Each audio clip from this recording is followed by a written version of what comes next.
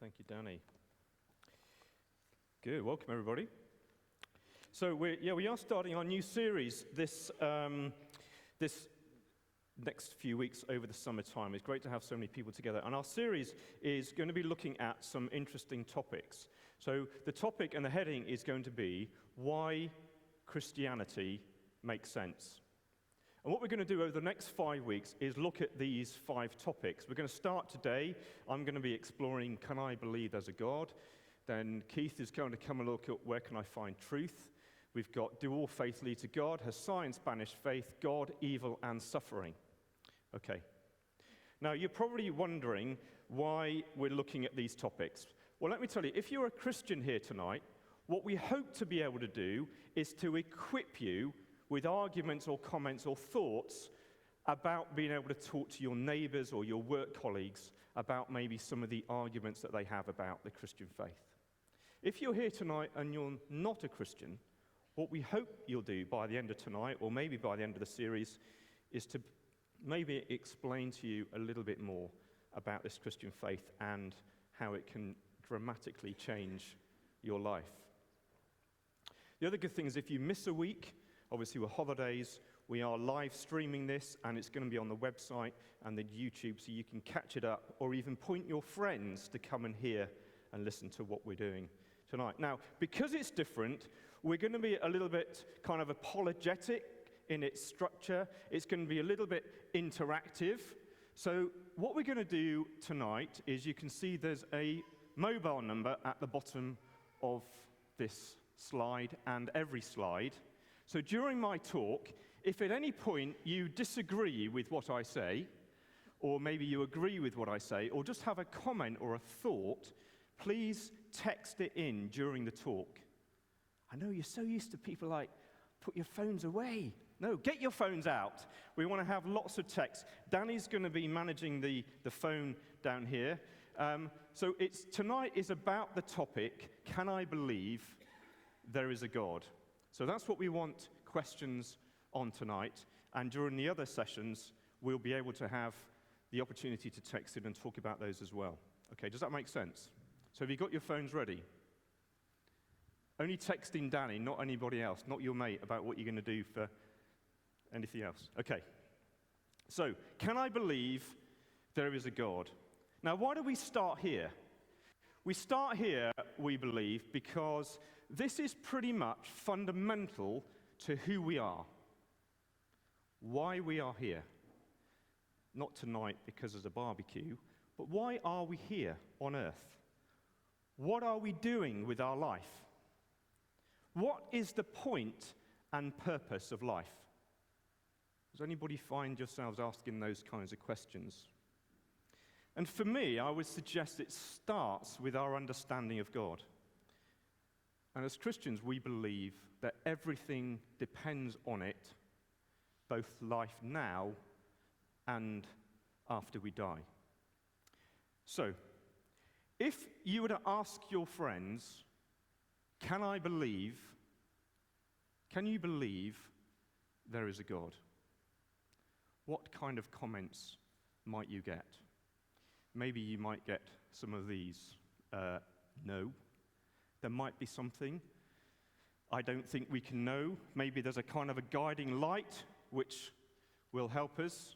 Or maybe one or two might say, yes, I do. Somebody, when I asked them this question, said this: until someone can prove it, then I'm going to follow my own way. So what I'm going to try and do tonight is to help us unpack that a little bit and try from a Christian perspective why we believe there's a God and try and help us prove that by providing some evidence. That'd be a good plan? Okay, are you with me so far? Now, we believe that across this universe that we're in, there are a series of indicators, if you like, God's fingerprints, clues or evidence all over the world for his existence. Now, I've prepared a list of some things on these. So I want you to just think for a moment, if somebody was to say to you, what evidence do you have personally for there being a God? Maybe in just 30 seconds, turn to your neighbor and talk to each other and see if you can figure out and ask each other, what evidence do you have for there being a God? Maybe different to what's on my list, maybe new for you. Go on, quick, 30 seconds.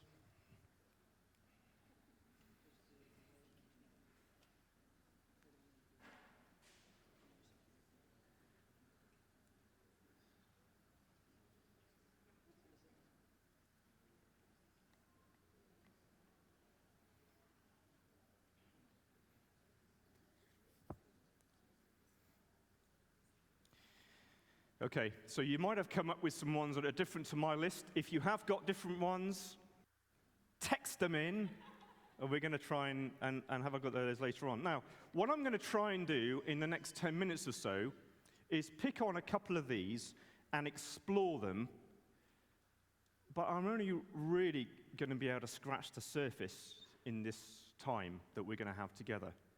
So what I want to do is I would always encourage you and us to try and explore this a little bit further ourselves. So what I would say to you is that I've really been indebted to the following people that I have read and have been looking up. So could we just have the next slide, just so that you can see, these are 3 books that I would recommend you to have a look at. It Makes Sense by Stephen Roger, I would say, is a really good material for all the weeks that we're looking at. Mere Christianity by C.S. Lewis, that should be, not Lewis, unless he's changed his name, and N.T. Wright by Simply Christian. Now, if there's some in the room today who are more philosophical and like good debates and discussion, I would also heartily recommend a guy called William Lane Craig. He's a US research professor, Talbot School of Theology, and he has a website called Reasonable Faith, but also if you look him up on YouTube, he has some amazing debates and discussions with people like Richard Dawkins and people like that. So if you're into that kind of debate stuff, I would heartily recommend those. Because what I'm going to pick out is some of their ideas and some of my own thoughts and try and just pull out a couple of them. The first place to start with all this has to be with the universe that we are in.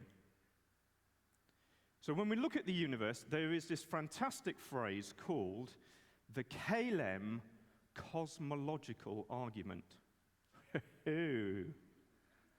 Basically, what this says is the universe began to exist at a certain point in time, and therefore it is in need of explanation. And the argument goes on to say that whatever begins to exist must have a cause. So the universe began to exist, therefore the universe has a cause. Okay? With me so far? So the argument goes, and this is where Lane Craig's argument is one of his key points, he says that the whole universe was caused to exist by something beyond it and greater than it. And from a Christian point of view, there's no secret that one of the most important conceptions of what we mean by God is creator of heaven and earth. Okay? That's quite a big, heavy one to start with, isn't it? So just to continue that point, there's a guy called Hubert Spencer, who was a British philosopher and sociologist, and he poured out 5 scientific principles by which we study the unknown. And these are time, force, energy, space, and matter. And if we all know, the beginning of the Bible fits into this model from a Christian point of view, where we say, in the beginning, time, God, the force, created the heavens and the earth. So from a Christian point of view, from the very first book of the Bible, we believe that God was outside of the universe. He was the creator of the universe. And he created us, and he created the world that we see around us. In the beginning, God created the heavens and the earth. Okay? I said, I'm scratching over this quite quickly. There are some major things, but you can look those up if you want to explore that a bit further. The second part that obviously moves on to is order and design, or what they say, the teleological argument. Okay?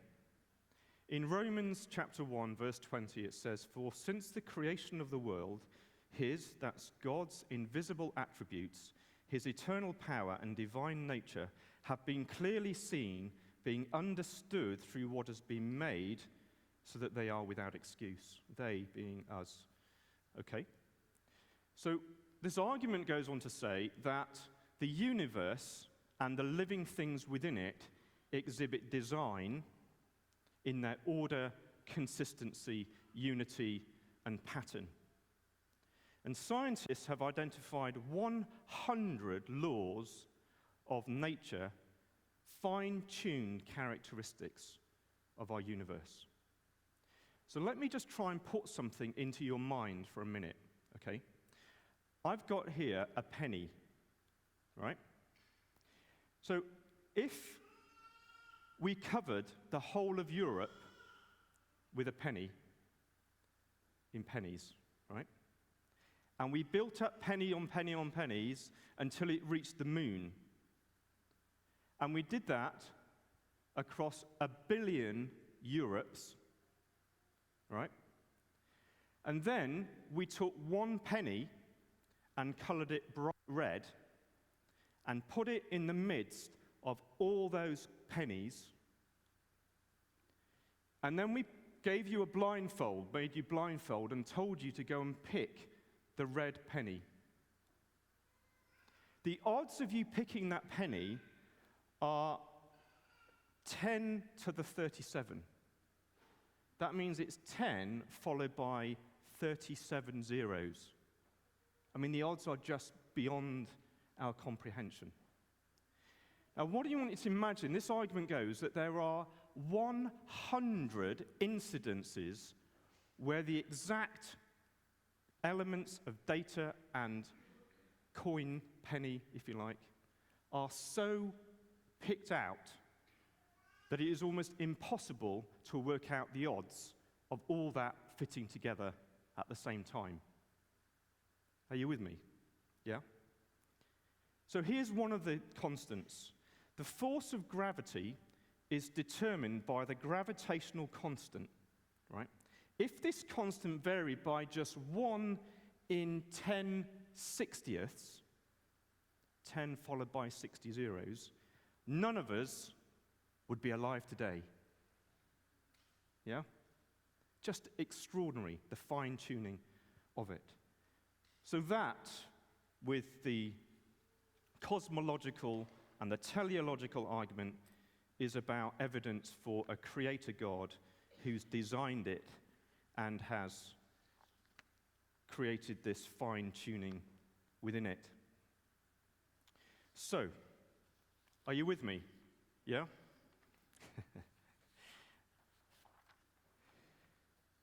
Now, what I'd like us to do, just to reinforce this a little bit more, we all know Sir Isaac Newton, right? Sir Isaac Newton built or got his friends to build an example of the solar system, right? And an atheist friend of his walks in one day and has a look at this, and he says, "Wow, who made that?" And Isaac Newton says, "Nobody." He says, "No, somebody must have made that, surely." He says, "No, nobody made it. Look, this machine has been made by somebody. Don't keep saying nobody made it." So Isaac Newton turns to him and says, "Now, isn't it amazing? I tell you something simple of a toy like that, and you don't believe me. Yet you gaze out into our solar system, the intricate, marvelous machine that is made in our world, and you dare say to me that no one made it." As Christians, we believe there is order, design, beauty within our universe, which didn't happen by accident. It happened by a God who was involved with it. But the thing is, when you look around our world, we see that actually it is broken, isn't it, in so many places, in so many ways. And we try and perhaps look to ourselves or to others to try and see if we can find a way of fixing it. And we sometimes cry out, I think, somebody must have an idea how we can fix this, maybe come from outside and give us the answers and save us from this madness of a world that we're in. As Christians, we believe that person was Jesus Christ. God sent his Son to earth. And Jesus said that when you have seen me, you've seen the Father. Anyone who believes in me believes in the Father. So for me, this argument is probably the most compelling reason that I'm a Christian. Because I don't know about you, when I look at the cosmological, the teleological, the morality, the conscience, all those other ones, I really struggle to get my head around them. But when I come and see and understand the person of Jesus Christ, things change and is different. Because I don't think anybody could come up with a story like this. In John's Gospel, in John, in the Bible, it says this: "The Word became flesh and made his dwelling among us.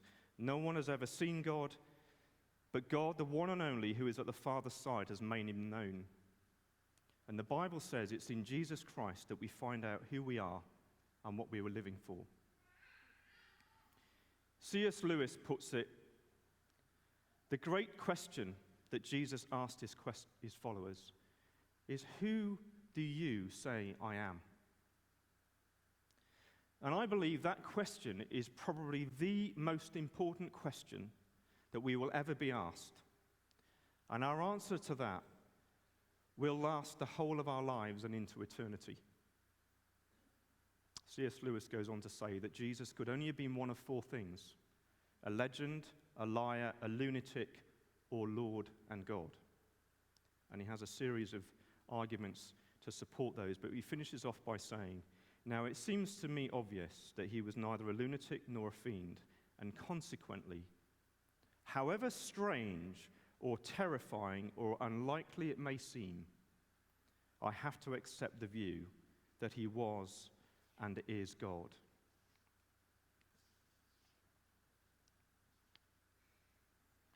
So we believe that we know what God is like because Jesus has made him known to us. For me, it doesn't always revolve around those arguments, as interesting as they are and as debating and conversation. For me, it's about Jesus. Because I believe in God because the evidence of creation and design is compelling. I believe in God because nothing else in the universe and life makes sense without him. I believe in God because he revealed himself in Jesus Christ. And I believe in God because Jesus died and rose again and overcame death, that we can have a relationship back with God again. And I believe in God because he gives meaning to my life and why I am here. And I think there's many in this room and thousands around the world who are the same thing. The question I'm going to ask you, before I look at the questions that you've asked me, is what about you? Who is Jesus to you? And what does God mean to you? Can I believe there is a God, is the question we started with tonight. So I want to finish this part with a poem. And you'll have the opportunity, if you want to catch me at the end, where you can pick it up for yourself at the end. There'll be some at the back. And the poem says this, that you are who you are for a reason. You're part of an intricate plan. You're a precious and perfect, unique design, called God's special woman or man. You look like you look for a reason. Our God made no mistakes. He knit you together within the womb.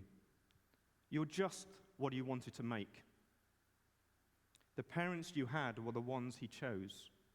And no matter how you may feel, they were custom designed with God's plan in mind, and they bear the master's seal. No, that trauma you faced was not easy, and God wept that it hurt you so. But it was allowed to shape your heart so that into his likeness you'd grow.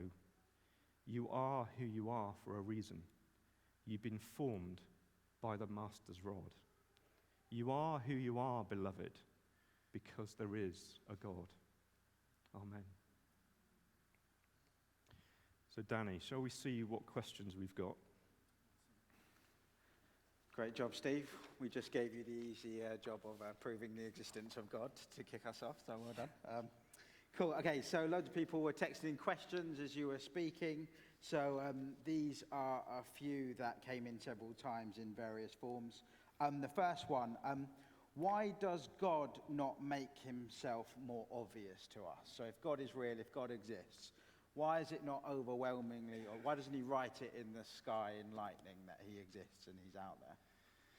That's a good one to start with, isn't it? You know, that's a really good question. And you know what? If I hold my hands up, I would say, I wish God would do that as well. But I think there's partly something in the struggle and the engagement and the searching that we go through as people, that actually wanting to find God through his word, in creation, that actually something in that searching actually helps us engage more with who God is and how he is. And I think sometimes if it's too easy, we would take it for granted. And I think it would be something that we wouldn't appreciate as much once we find it. Because the interesting thing is the Bible says that when you search me and search me with all your heart, I will come and meet you. And I think that's the thing. We've got to search God with all our heart. Awesome. Okay. Awesome. Another question that was coming in. This one is a real humdinger. I'm not going to lie to you, Steve. Who created God? Oh, wow. Yeah, okay. Now you're all out there going, okay. Do you know what? That is a really, really big one. And I think a lot of people ask, whenever you come and look at these arguments, that's often the first place that people will start to say, how can you have something that is outside of something to create it? Okay. Because it assumes, doesn't it, that in the subject of us looking at that, we're trying to look at it in our human minds. That actually we're trying to interpret this in how we define time and space. And I think that is not always the right place to start. Because the Bible talks about him being before all things and in him all things hold together. And also that he is outside time and space. And when you follow some of the arguments from the Christian perspective, they say that actually when you look at the creation of the universe, there has to be something outside of that to create the matter and the construction of it. And that's why the teleological argument about design, for me, is so compelling, because it just shows there has to be something outside of that created being. Does that? Awesome. Yeah. Right. You should make sure you do a philosophy module when you're trading for ordination, by the way. You're doing well here. Okay, final question. You've been talking about whether or not God exists and how we can have some confidence that God does exist. But if he does, what should we do with that truth? What should we do with the reality of God's existence? How can we respond to that tonight? Danny, that's a really good question, and we're going to finish on that one, because I think what this does is it brings us right back to the start of this question, this topic. This one says, can I believe there is a God? Yeah. So that, for me, represents a personal response. And the big question is, if God exists, what are we going to do about it? He's not just some far-off being or some kind of guiding light. He's actually sent his son, Jesus, so we can have a relationship with him. Okay? And we are created by a personal God who knows everything about you and about me, and he loves you and he loves me, and he has a plan for our life. But you see, what happens in the world when we went against God's plan? Death entered the world, and it caused us to be separated from God. But God made a way for us to get back into relationship with him through Jesus Christ, who I mentioned earlier. And by sending his son, He then rose again after 3 days to offer us hope and new life and freedom for whoever follows him. You see, when we decide to respond to God's revelation in creation or through Jesus, he promises that he will draw near to us. So when we say and recognize that there is a God, and we recognize and understand there is Jesus Christ, what we do is we have the opportunity to invite Jesus to come into our life. And by doing that, that connects us with God and Jesus, and we have a relationship, and we understand our purpose in life. And maybe for some of you tonight, you've listened to the evidence, you've listened to the conversations about Jesus, and you've never in your life ever invited Jesus into your life. Because I started off by saying one of the things, the reason we're exploring this, because we believe as Christians, when you invite Jesus into your life, it will dramatically change your life for the better. So I'm going to say a prayer in a minute. And if for you this is the first time you've ever thought about inviting Jesus into your life, then I would ask you to repeat this prayer with me. And it goes like this: Jesus, I believe that you have a plan for my life. A life full and bursting with promise. Would you show me today who I am in you and what life is all about in your eyes? I'm sorry for all the things I've done wrong. Would you forgive me and come into my life so that I can know your love and walk through life with you now and forever? Amen.